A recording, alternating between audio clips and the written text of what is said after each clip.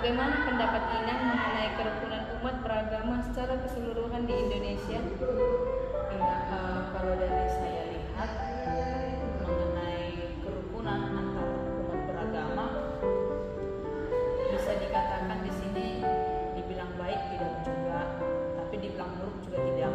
Tapi sejauh yang saya lihat sekitar tempat pelayanan saya selama melayani, baik dalam artian agama yang berbeda dengan kita masih bisa kita menjalin hubungan yang baik, dalam artian bisa saling memahami, bisa juga saling beribadah, juga saling menghargai satu sama lain. Lalu menurut Inang, bagaimana pendapat Inang dari skala 10 sampai 100? Sudahkah kerukunan antar agama di Indonesia tercapai dengan baik? Ya, kalau dari 10 sampai 100 saya bisa menilai hanya 80% dikatakannya, karena beberapa yang kita lihat dengan kejadian seperti di media sosial ataupun kita lihat secara di lingkungan mungkin atau berita lalu ya, masih kurang saling menghargai agama satu sama lain. Lebih banyak yang meninggikan agama yang lebih menonjol, apalagi seperti kita yang beragama Kristen yang minoritas, jadi lebih banyak yang mungkin lebih banyak tekanan yang kita terima dari agama yang lebih tinggi dari kita. Terakhir Inang, bagaimana kondisi menurut khusus agama Kristen dengan agama lain di Indonesia? Kondisi agama Kristen, kalau kita lihat dari secara KBP, ya, jangkauan gereja KBP itu sudah sampai ke luar negeri biasanya, dan sangat baik dia kalau misalnya ada komunikasi dengan agama yang lain. Kalau misalnya kerukunannya ataupun yang lainnya, semoga kedepannya ini tidak hanya agama maksudnya gereja KBP, tapi keseluruhan agama Kristen setidaknya dapat saling menghargai lah satu sama lainnya tanpa membeda-bedakan baik itu agama kami lebih baik atau agama kami lebih baik, tidak, tapi mari sama-sama ke depannya kita saling tolong menolong dan topang-menopang untuk yang terbaik dalam dunia kita. Terima kasih. Oke.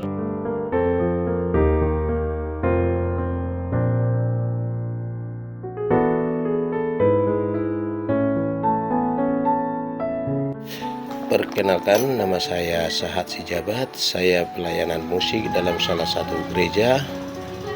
Sesuai dengan pertanyaan pada nomor 2 itu yang menyikapi tentang bagaimanakah antar umat beragama yang diajarkan dalam gereja.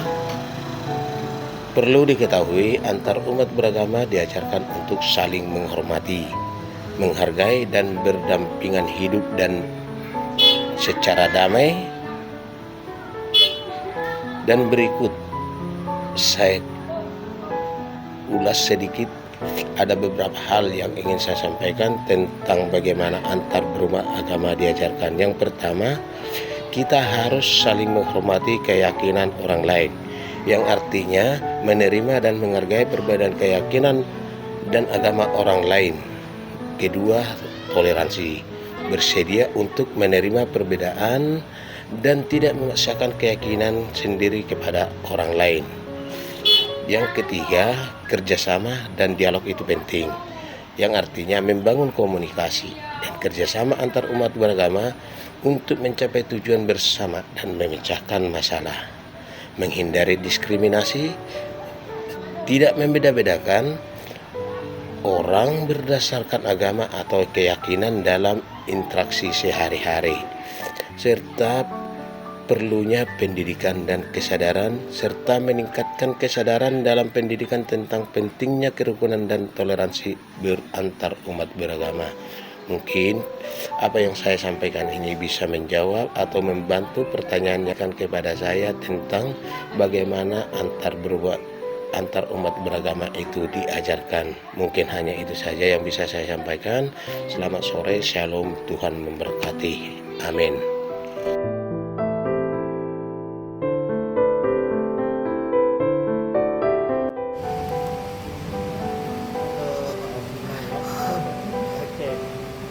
Bagaimana cara menciptakan suasana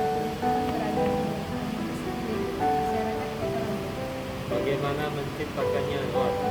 Nah, ini jawabannya berarti menurut dari berbagai agama mungkin berbeda, tapi dari pandangan saya sebagai umat Buddha, bagaimana kita membangun lingkungan yang bisa harmonis. Nah, salah satunya adalah kita bilang dari diri sendiri, bagaimana kita bisa menjaga keharmonisan antara diri kita. Nah, maksudnya contohnya seperti kita ini udah pengen tidur, ya kan, tapi keinginan kita masih pengen main HP. Nah, itu kan tidak harmonis. Dan keinginan antara tubuh mau istirahat, tapi ada keinginan melihat lagi, itu kadang kita harus bagaimana belajar bisa mengontrolnya.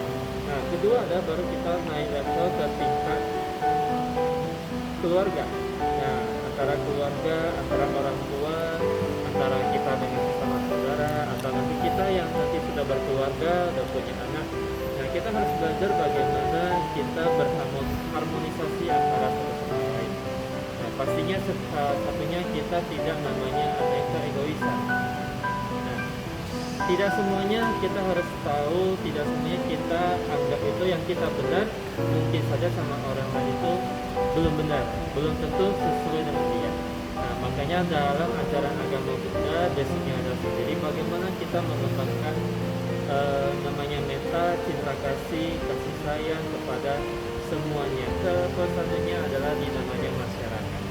Nah, salah satu masyarakat sendiri kita sebagai warga negara Indonesia namanya kita berturut ikut serta dalam seperti satu menjaga lingkungan. Kedua adalah kita menjaga hubungan antara warga. Nah, bisa saja kita juga belajar bagaimana kita bisa ikut membantu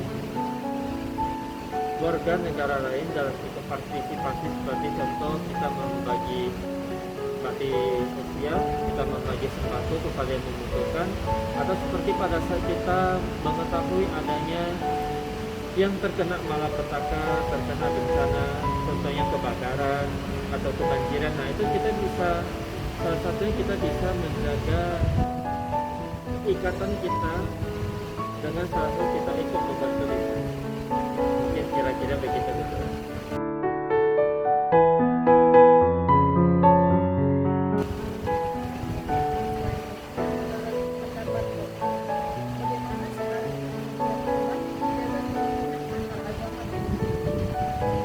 Bagaimana seluruh umat ya? Kalau saya dari pandangan agama Buddha sendiri, salah satunya kita menjaga namanya ucapan kita. Nah, terkadang kita memang tidak bisa sadar, tidak bisa tahu apa yang kita ngomong itu, apa yang kita keluarkan, itu kadang bisa menyinggung orang lain. Nah, tapi terkadang kita bisa mencoba sebelum kita berbicara, kita boleh coba dulu berpikir apakah ini cocok enggak diutarakan, apakah kita bisa cocok enggak untuk dia yang sedang mengalami contoh Kak Asima sedang sakit nih, ya kan. Nah, saya nggak mungkin ayo Kak Asima semangat, ya kan pasti Anda sembuh. Nah, mungkin salah satunya Kak Asima saya lagi sakit loh. Nah, saya nggak mau butuh itu, mungkin boleh Anda kasih solusi obat atau apa. Jadi terkadang kita boleh namanya mencoba memfilter kata-kata kita. Nah, kedua adalah kita bisa juga namanya menjaga tindakan kita. Contoh pada saat kita di dalam namanya rumah ibadah, salah satunya cara berpakaian kita bagaimana. Nah, cara kita dalam menyapa orang lain, berkomunikasi dengan orang lain itu gimana. Banyak seperti itu. Nah, apalagi pada saat kita ada namanya bertemu sesama antara pemuka agama. Nah, jadi kita di sini merespek, menghormati dari ajaran yang dipegang oleh masing-masing orang. Kira begitu. Berjalan ke Asima. Oke, boleh.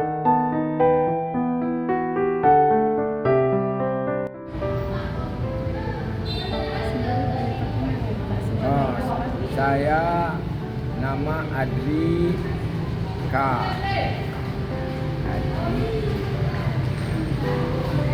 Sebagai pimpinan cabang Muhammadiyah Pemuda 92. Alamat ini Jalan Garuda 1, Jalan Garuda nomor 1. Menurut pendapat Bapak, bagaimana seharusnya dan peran pemerintah untuk menciptakan kerukunan beragama bagi seluruh negara?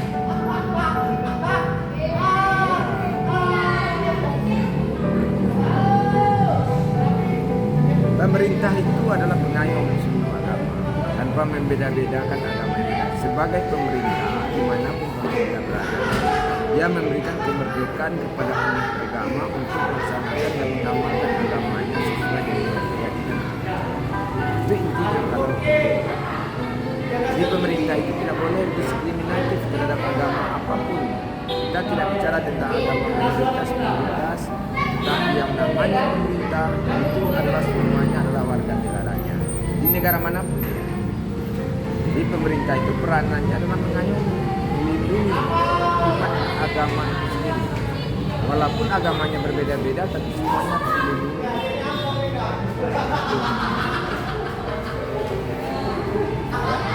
Ya.